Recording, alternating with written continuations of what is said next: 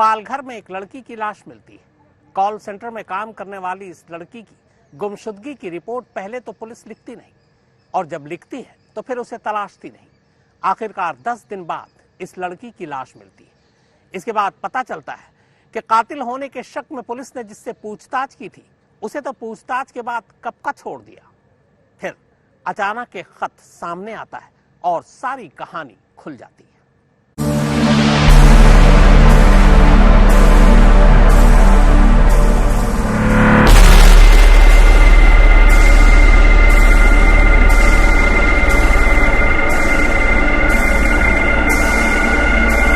ये हाईवे हमेशा रफ्तार पर सवार रहती है, लेकिन ये इत्तेफाक ही था कि इस रोज शाम को एक शख्स किसी काम से इस हाईवे के करीब से गुजरते नाले के पास रुका और तेज बदबू ने उसे आसपास के इलाके की पड़ताल करने के लिए मजबूर कर दिया। इस कोशिश में जैसे ही उसकी नजर नाले के पानी पर गई, उसके रोंगटे खड़े हो गए। नाले में 2 बड़े पाइप के बीचों बीच एक इंसान की लाश फंसी थी, जो बुरी तरह सड़ चुकी थी। जल्द ही यह खबर पालघर पुलिस तक पहुंची और अगले कुछ मिनटों में लाश बरामद करने की प्रक्रिया शुरू हो चुकी थी। पुलिस ने देखा कि लाश पर चाकुओं से वार किए जाने के कई निशान थे।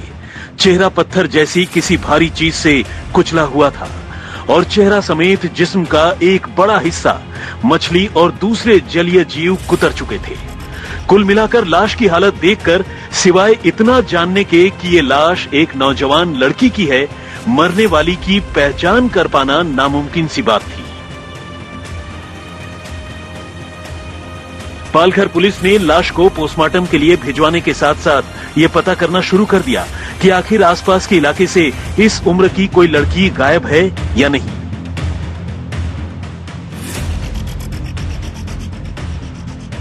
लेकिन पालघर से ऐसी कोई लड़की हाल के दिनों में गायब नहीं हुई थी और न ही जिले के किसी थाने में ऐसी कोई मिसिंग रिपोर्ट ही दर्ज थी।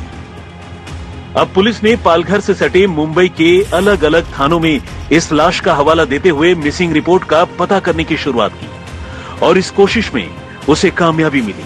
पता चला कि अब से कोई 10 रोज पहले मुंबई के सांता क्रूज थाने में एक लड़की की गुमशुदगी की रिपोर्ट दर्ज करवाई गई है। 28 साल की उस लड़की का नाम कैरोल उर्फ पिंकी मिस्किटा था, जो 24 जनवरी की रात को अपने घर से गायब हो गई थी। स्कूटी लेकर घर से निकलते वक्त कैरोल ने अपनी मां से कहा था कि वो डॉक्टर को अपनी कुछ मेडिकल रिपोर्ट्स दिखाने जा रही है, लेकिन फिर इसके बाद वो वापस नहीं लौटी। हालांकि उसी रात उसने अपनी मां को फोन पर यह बताया था कि उसे लौटने में थोड़ी देर हो जाएगी। इसके बाद सुबह तक अपनी बेटी के घर नहीं लौटने पर कैरोल की मां कैथरीन ने सांता क्रूज थाने में रिपोर्ट दर्ज करवाने की कोशिश की।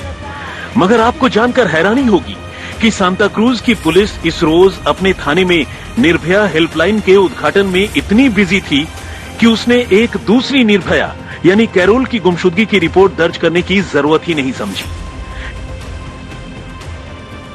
कैरोल की मां अगले दिन फिर थाने पहुंची और किसी तरह मिसिंग रिपोर्ट दर्ज करवाने में कामयाब हो गई, लेकिन पुलिस का रवैया कमोबेश वैसा ही रहा जैसा हेल्पलाइन की शुरुआत करने से पहले था। मुझे 25 को पता चला कि कैरल घर पे आई नहीं है और 26 जनवरी को मेरे रिश्तेदारों ने मुझे फोन किया। उनकी आवाज बड़ी हेल्पलेस लग रही थी, मतलब उनका कंप्लेंट लिया नहीं जा रहा था सेंटा क्रूज पुलिस स्टेशन से। सेंटा क्रूज पुलिस स्टेशन में उनको बताया जा रहा था कि आप 2 दिन बाद आइए, तो कैरल किसी के साथ गई होगी, किसी के साथ भाग गई होगी, वापिस आ जाएगी, वो दूध पीती बच्ची नहीं है, ऐसा उनको बोल के उनका कंप्लेंट के ऊपर ज्यादा इन्वेस्टिगेशन नहीं किया जा रहा था। उसके बाद भी कुछ इन्वेस्टिगेशन इन्होंने किया नहीं है और 7 दिन तक इन्होंने CDR कॉल डेटा रिकॉर्ड जो रहता है वो इनके पास नहीं आया था सेंटा क्रूज पुलिस स्टेशन के पास। बहरहाल करीब 10 रोज बाद जब पालघर में एक लड़की की लाश मिली तो सांता क्रूज की पुलिस कैरोल की मां को लेकर उस लावारिस लाश की पहचान के लिए पहुंची। मगर लाश की हालत ऐसी थी कि एक मां के लिए भी अपनी बेटी की लाश को तब तक पहचानना मुमकिन नहीं हो सका जब तक पुलिस ने लाश की कमर पर बने दिल और तितलियों के टैटू उसकी मां को नहीं दिखाए। ये लाश कैरोल की ही थी, जिसका पिछले 10 दिनों से कोई अता पता नहीं था और जिसका मोबाइल फोन भी कब का स्विच ऑफ हो चुका था। अब इस ब्लाइंड मर्डर केस में पुलिस को पहली लीड मिल चुकी थी। पालघर पुलिस ने कैरोल की मां से पूछताछ करने के साथ साथ अपने तौर पर मामले की छानबीन शुरू कर दी। कैरोल की मां ने पुलिस को बताया कि उनकी बेटी का पिछले 5 सालों से मुंबई के ही एक लड़के जिको मिस्किटा से अफेयर चल रहा था और उन्हें पूरा यकीन है कि उनकी बेटी का कत्ल जिको नहीं किया है, क्योंकि दोनों में अफेयर होने के बावजूद उनका रिश्ता इन दिनों बहुत अच्छा नहीं था। लेकिन पालघर पुलिस को पता चला कि सांता क्रूज पुलिस तो इस सिलसिले में जिको से कब की पूछताछ कर उसे क्लीन चिट दे चुकी है, उसे आजाद कर चुकी है। ऐसे में पालघर पुलिस ने जिको पर हाथ डालने से पहले अपने तौर पर थोड़ी और तफ्तीश करने का फैसला किया। पुलिस ने हाईवे में मौका वारदात के आसपास लगे सीसीटीवी कैमरों की फुटेज चेक करने के साथ साथ कैरोल के घर वालों से थोड़ी और पूछताछ करने का फैसला किया। इस कोशिश में पुलिस को जो सीसीटीवी फुटेज हाथ लगी, इत्तेफाक से उसमें कैरोल जिको के साथ मौका वारदात की तरफ जाती हुई दिखाई दे रही थी। साथ ही जिको का एक दोस्त भी अपनी स्कूटी पर दोनों को फॉलो करता हुआ नजर आया।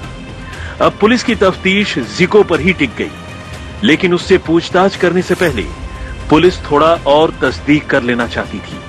इसी बीच कैरोल के घर वालों ने जिको के नाम अपनी बेटी के हाथों लिखा एक खत सौंपा और इस खत ने तकरीबन पूरी कहानी साफ कर दी।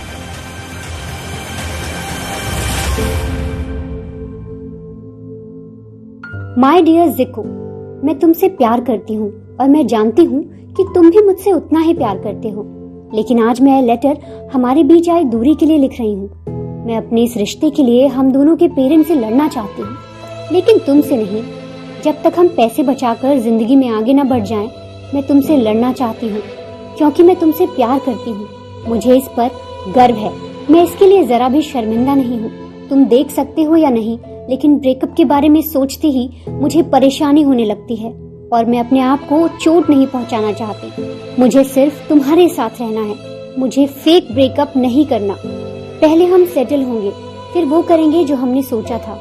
और मेरा विश्वास करो, ये बात किसी को पता नहीं चलेगी, ये बात बस हम दोनों के बीच ही रहेगी, लेकिन ये तभी होगा जब तुम हमारे बीच सब ठीक करोगे।